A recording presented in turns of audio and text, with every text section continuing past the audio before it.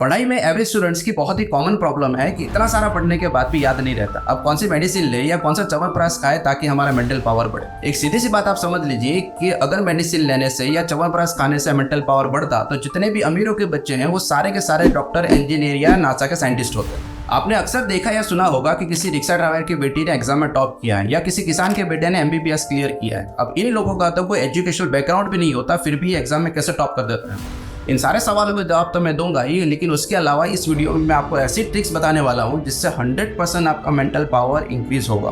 Hello friends, मेरा नाम आसिफ है। प्रोफेशनली एक टीचर हूँ और अपने 30 साल के कैरियर में नियरली 4,500 से ज़्यादा बच्चों को कोचिंग दे चुका हूँ। जो ट्रिक्स मैं आपको बताने वाला हूँ ये सारी ट्रिक्स मैं अपने स्टूडेंट्स को सिखाता हूँ और मैंने उसके पॉजिटिव रिजल्ट्स भी देखे हैं। तो चलिए स्टार्ट करते हैं। आप स्क्रीन पर एक नंबर देख सकते हो, इसे पढ़िए और इसे याद करने की कोशिश कीजिए।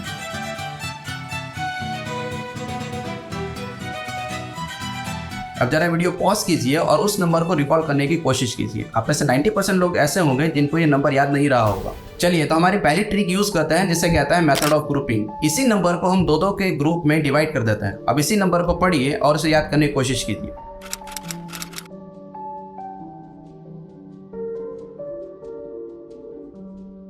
फिर से वीडियो पॉज कीजिए और उसी नंबर को रिकॉल करने की कोशिश कीजिए। आप में से 90% लोग ऐसे होंगे जो अब इस नंबर को इजीली याद रख पाएंगे। इसे एक और एग्जांपल से समझते हैं। अब जरा इन लेटर को पढ़िए और उन्हें याद करने की कोशिश कीजिए।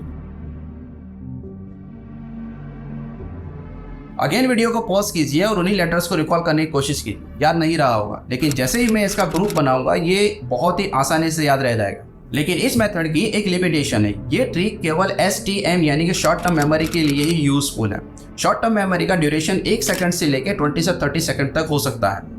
मतलब मान लो कि कोई उसका मोबाइल नंबर आपको डायल करने को बोलता है तो वो मोबाइल नंबर आपको डायल होने तक ही याद रहेगा, लेकिन जैसे ही आप वो नंबर डायल करते हो वो नंबर आप भूल जाते हो। लेकिन एग्जाम में अच्छा स्कोर करने के लिए तो हमें लॉन्ग टर्म मेमोरी की जरूरत होती है। अब इतना समझ लीजिए कि शॉर्ट टर्म मेमोरी ही लॉन्ग टर्म मेमोरी का गेटवे है। मतलब लॉन्ग टर्म मेमोरी STM से ही बनती है। मेमोरी इंप्रूविंग के लिए बहुत सारे एक्सपेरिमेंट्स हुए हैं, लेकिन कोई भी जादुई अमल नहीं मिला। कई लोग आपको बोलते होंगे बादाम खाओ जिससे आपकी अकल आती है, लेकिन साइकोलॉजिकली या साइंटिफिकली ये प्रूवन नहीं है।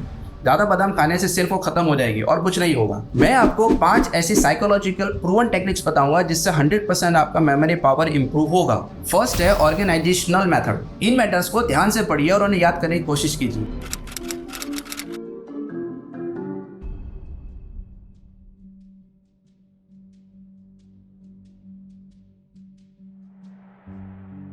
अब जितने भी मैटर्स आपको याद रहे हो उन्हें एक पेज के ऊपर नोट डाउन कर लीजिए। आपने नोटिस किया होगा कि इन मैटर्स को याद करना बहुत ही ज्यादा डिफिकल्ट हो। चलिए इन्हीं मैटर्स को प्रॉपर वे में ऑर्गेनाइज करते हैं and now you can see that you can easily remember it. In the same way जो भी डेटा या कंटेंट आपको याद करना है उसे प्रॉपर वे में ऑर्गेनाइज कीजिए और उसके बाद उसे याद करने की कोशिश कीजिए जिससे आप उसको इजीली याद रख पाएंगे।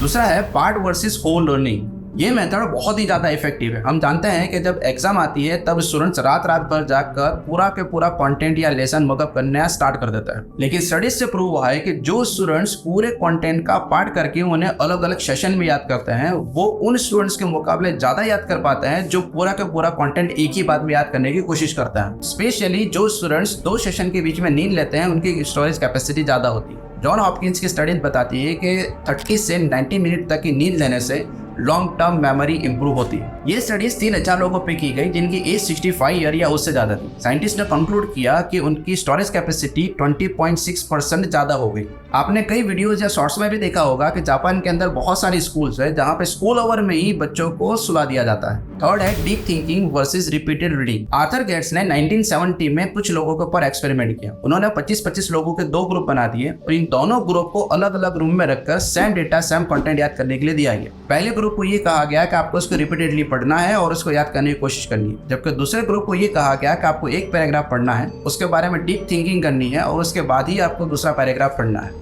फाइनली एक्सपेरिमेंट के बाद में ये कंक्लूजन निकला कि जिस ग्रुप को रिपीटेड रीडिंग के बारे में बोला गया था उनमें से 20% लोग ही उस डेटा को याद कर पाए थे, लेकिन जिस ग्रुप को डीप थिंकिंग के बारे में बोला गया था उनमें से 80% लोग उस डेटा को याद कर पाए थे। मतलब आपकी स्टडी स्टाइल ऐसी होनी चाहिए कि आप जो भी कंटेंट याद करना चाहते हो उस कंटेंट का एक पैराग्राफ पढ़िए, उसके बारे में डीप थिंकिंग कीजिए और उसके बाद ही सेकंड पैराग्राफ की तरफ आप आगे बढ़िए। फोर्थ है फर्स्ट लेटर टेक्निक। अगर मैं आपको 12 ज़ोडिएक साइन के नाम पूछूं तो आप शायद बता नहीं पाओगे, लेकिन अगर मैं आपको मेघधनुष के 7 रंगों के बारे में पूछूंगा तो आप तुरंत ही उनके नाम बता दोगे, violet, indigo, blue, green, orange, yellow and red. और ऐसा आप इसलिए कर पाए क्योंकि इन सब के फर्स्ट लेटर को जोड़ के हमने एक वर्ड बनाया है विबग्योर। तो इस टेक्निक पे आपको क्या करना है कि जो भी क्वेश्चन का आंसर हमको याद करना हो उसके हेड पॉइंट्स के फर्स्ट लेटर को लेकर एक सेंटेंस बना लीजिए, उस सेंटेंस को याद कर लीजिए और उसके बाद वो सारे के सारे हेड पॉइंट्स आपको इजीली याद रह जाएंगे। फॉर एग्जांपल, अगर हमें सोलर सिस्टम के सारे प्लैनेट का नाम सीक्वेंस में याद रखना है तो हम क्या करेंगे, उन सारे प्लैनेट के फर्स्ट लेटर को लेकर एक वर्ड या सेंटेंस बना लेंगे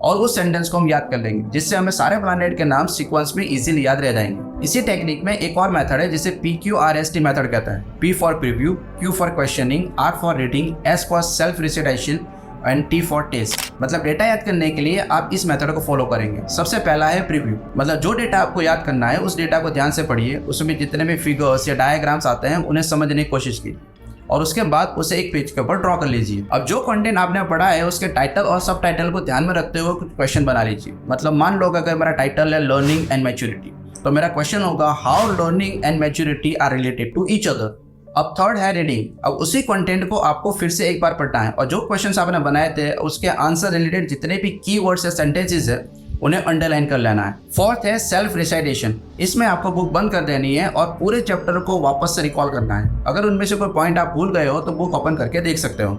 अब लास्ट है टेस्ट। फाइनली आपको उस चैप्टर की टेस्ट देनी है जिससे आप ये जान सको कि आपको कितना डेटा याद रहा। अगर आपका स्कोर 50% से कम है तो इन्हीं स्टेप को फिर से एक बार दोहराइए। अगर आप एक ही लेसन या एक ही सब्जेक्ट बार बार प्रैक्टिस करते हैं तो उसे एक्सेस लर्निंग कहता है। स्टडीज से प्रूव हुआ है कि एक्सेस लर्निंग से उस सब्जेक्ट या उस लेसन से आपका एसोसिएशन ज़्यादा स्ट्रांग होता है, जो लॉन्ग टर्म मेमोरी बन जाता है। अब अगर आप ये कहो कि ये तो हमारे थर्ड पॉइंट को कॉन्ट्राडिक्ट कर रहे हैं, तो ऐसा नहीं है, क्योंकि एक्सेस लर्निंग कुछ स्टडी एरिया में ही यूजफुल है।